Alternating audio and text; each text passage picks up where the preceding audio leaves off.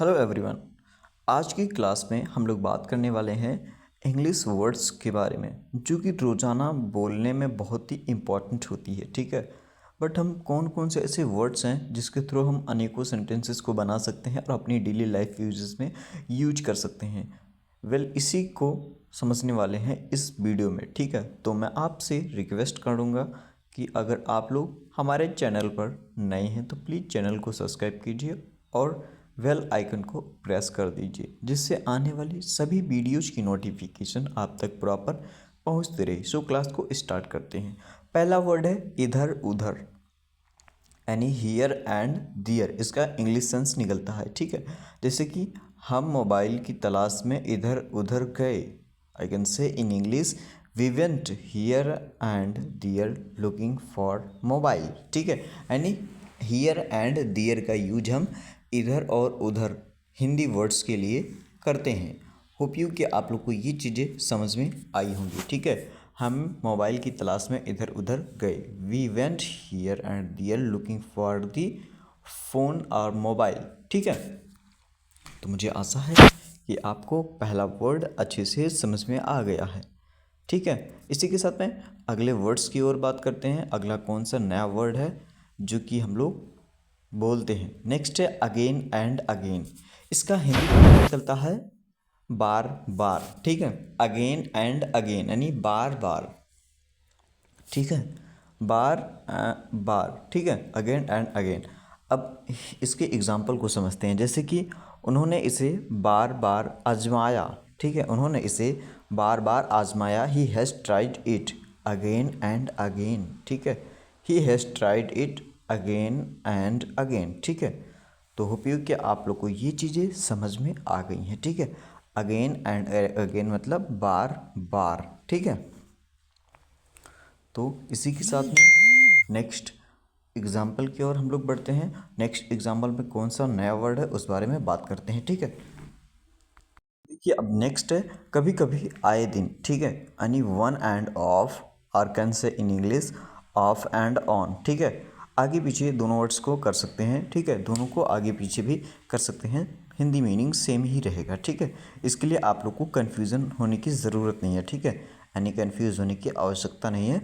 On को भी आगे कर सकते हैं या फिर ऑफ को भी आगे कर सकते हैं। ठीक है, जैसे कि एग्जांपल है दोपहर भर रुक रुक कर बारिश होती रही। It rained off and on for the whole afternoon. ठीक है, होल आफ्टरनून। ठीक है, मुझे आशा है कि आपको ये वर्ड समझ में आ गया है, जिसका हिंदी सेंस निकलता है दोपहर भर रुक रुक कर बारिश होती रही। ठीक है, रुक रुक कर बारिश होती रही। इसी के साथ में नेक्स्ट एग्जांपल है जैसे कि हमेशा की तरह, एज यूजुअल, यानी एज यूजुअल हमेशा की तरह।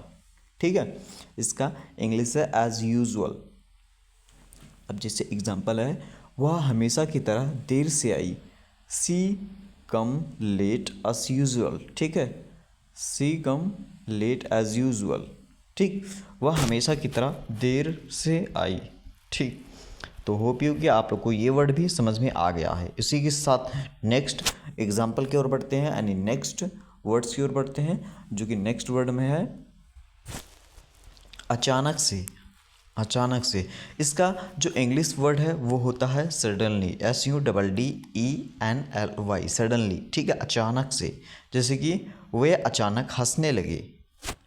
इसका इंग्लिश होगा दे सडनली स्टार्टेड लाफिंग। ठीक है, लाफिंग मतलब होता है हंसना, सडनली मतलब होता है अचानक। ठीक है, वे अचानक से हंसने लगे। They suddenly started laughing. ठीक है, नेक्स्ट है हाल ही में। जब भी कोई चीज़ हाल ही में हम लोग यूज करते हैं तो वहाँ पर हम लोग इंग्लिश में रिसेंटली का यूज करेंगे। ठीक है, रिसेंटली मतलब कि हाल ही में।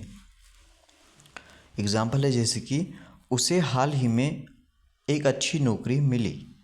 ही got a nice job recently. ठीक है, he got a nice job recently मतलब रिसेंटली होता है हाल ही में, जल्द ही, मतलब जल्द में कोई चीज़ किया गया हो तो वहाँ पर हम लोग रिसेंटली का यूज करते हैं। ठीक है, तो मुझे आशा है कि आपको रिसेंटली का एक्चुअल मीनिंग और एक ज़बरदस्त कॉन्सेप्ट के साथ में, एग्जाम्पल के साथ में समझ में आ गया है। ठीक है, तो अब जब भी आप लोगों को रिसेंटली का यूज करना हो तो कुछ इस प्रकार यूज कर सकते हैं रिसेंटली का यूज़, ठीक है।